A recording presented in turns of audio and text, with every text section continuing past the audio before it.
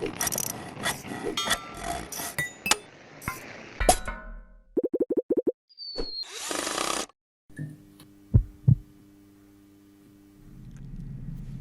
بيكم في حلقة جديدة من قناة مع بعضينا. ده صندوق العدة، درج صندوق العدة، وهنسميه الصندوق المتكرر مؤقتا، وهنعرف ليه كمان شوية. مقاساته بسيطة خالص، بطول 40 سنتي وعرض 30 سنتي، شامل الخلوص او سماكة الخشب اللي بنستعمله. الارتفاع 8 سنتي.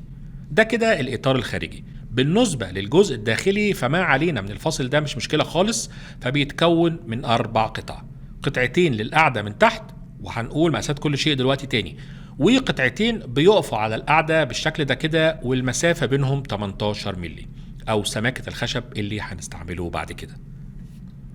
الخشب من بواقي الاخشاب اللي كانت عندي، فمحدش بقى يقول ملاحظة ان الالوان مش زي بعضها، دي بواقي وفضل. خلينا نجمع كل الاخشاب مع بعض عشان نشوف مقاساتهم بالتحديد. بالنسبة للفواصل اللي في النص دي تعملها بعدد يناسبك انت، فاصل او 2 او 10 حتى براحتك. دي كده المقاسات لو كنت هتشتغل بكونتر 12 ملي. وقف الصورة او صمم بقى الصندوق المتكرر حسب رغبتك واحتياجاتك ومزاجك. نخش بقى على الشغل. قبل ما نقفل الصندوق المتكرر هنحتاج 3 سدايب خشب سويدي 18 ملي مثلا، بطول يكون نفس طول المسافة اللي في الفتحة دي، وهنجمعهم بطريقة العاشق والمعشوق الشهيرة، نص على نص. مش عارف نشرح بالتفصيل ولا نجري بالفيديو الصراحة. خلينا نوضح باختصار. بنعلم نفس سماكة السدايب على بعض في الوش والأجناب، وبعدين نعلم بمسطرة علام عند النص بالظبط،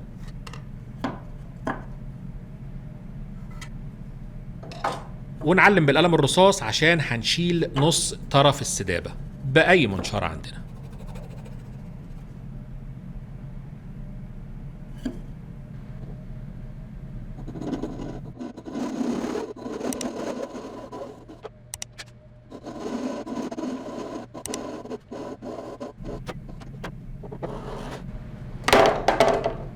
تمام كده جدا.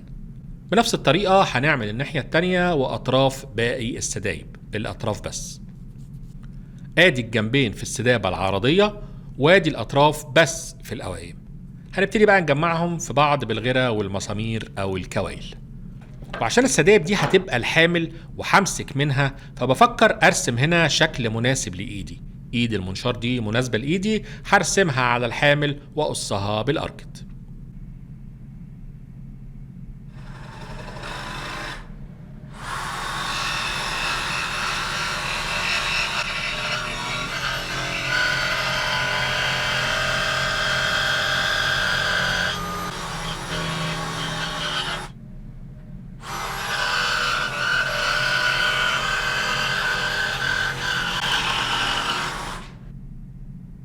الله ينور. مطابقة لإيدي وشوية صنفرة هتبقى 10 على 10. نبدأ بقى التجميع زي ما قلنا بالغرة والكوايل مثلا يعني. بس عشان نخليه متين وثابت هنحط سدابة نفس العرض في التلت التحتاني، هتديها دعم وشكل كويس في الآخر. فالجزء اللي تحت ده ركبتها بكوايل، تقدر تستعمل مسامير أو حتى غيرها بس مش مشكلة. وفوق هجمع بالأعواد الأسطوانية اللي بقيت أعملها زي الفل بالطريقة اللي كنا شرحناها قبل كده. وقبل ما حد يسألني على الطريقة، فاحنا دايما بنسيب في وصف الفيديو كل أسماء المعدات والأدوات اللي استعملناها في الفيديو، وكمان روابط الفيديوهات اللي جت سيرتها في نفس الفيديو. احنا بنحب نريحكم. وبالمرة طالما جت سيرة الفيديوهات والأدوات، فانت خلاص بقى عشان فضلت معانا للجزء ده من الفيديو، يبقى احنا نستاهل تشترك معانا في القناة لو كنت مش مشترك. والكل بقى اللي هيعجبه الفيديو سواء هينفذ الفكرة او مش هينفذها، ما تنساش تدعم قناتنا باللايك والشير عشان دايما نتقابل على خير.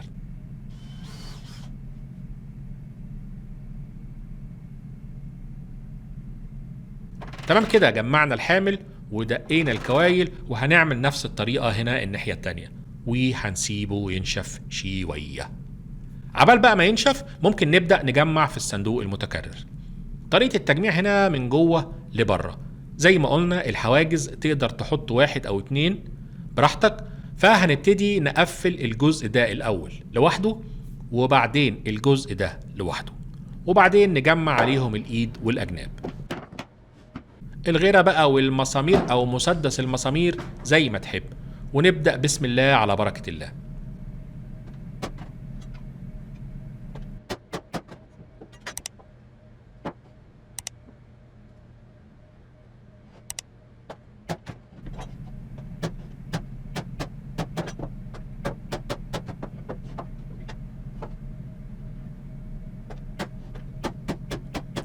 كده قفلنا الأجزاء الداخلية. هنجيب بقى الإيد نركبها في مكانها وبعدين نقفل خالص. الإيد اهي نشفت تمام وبقت حديدة. خلينا بس نديها شوية صنفرة معلش قبل ما نركبها.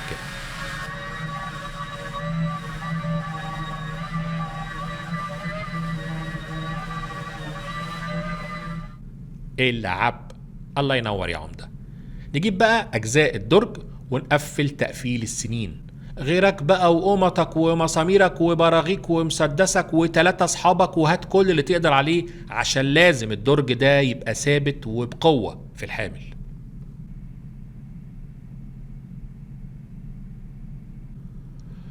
هوبا، تمام كده عملنا الدرج الأساسي المتكرر. ليه بقى مسميه متكرر؟ عشان بنفس ذات نفس طريقة عمل الصندوق ده هنعمل 2 كمان. شفت المفاجأة؟ ادي 1 وقسمته 3 تقسيمات، وبرضو الفتحة اللي في النص اهي، وكمان درج تالت بس قسمته 4 تقسيمات وبرضو في فتحة. في بقى تركة ادي كده اهو، ان الفتحة اللي في الصندوقين دول اكبر من الفتحة اللي في الصندوق اللي تحت ده ب2 مللي في كل الاتجاهات، لان الصندوق اللي تحت ده بيقفل على الخشبة وبيمسك فيها، انما دول محتاج بقى اني اقدر اركبهم واشيلهم براحتي ووقت ما احب بالشكل ده كده. سنة بقى تنظيف وصنفرة عشان هنرجع نعمل اخر جزء صغير بس حلو ومهم. ملحوظة رفيعة ان بالصدفة الدرج اللي فوق ده اصغر في الارتفاع من باقي الصناديق. هي صدفة بس كنت هعملها بنفسي عشان كنت عايز اعمل غطا للصندوق اللي فوق، فبالغطا عايزه يكون نفس ارتفاع الصناديق اللي تحت. تمام كده عملت غطا للدرج اللي فوق، غطايين بالظبط شمال ويمين، وفي النص قطعة متثبتة برضو ومفتوحة على قد دخول الايد الحامل، والضرفتين دول هركبهم هنا واجمعهم بمفصلات صغيرة. بلاش كلمة سؤال انا عشان في ناس بتتضايق منها.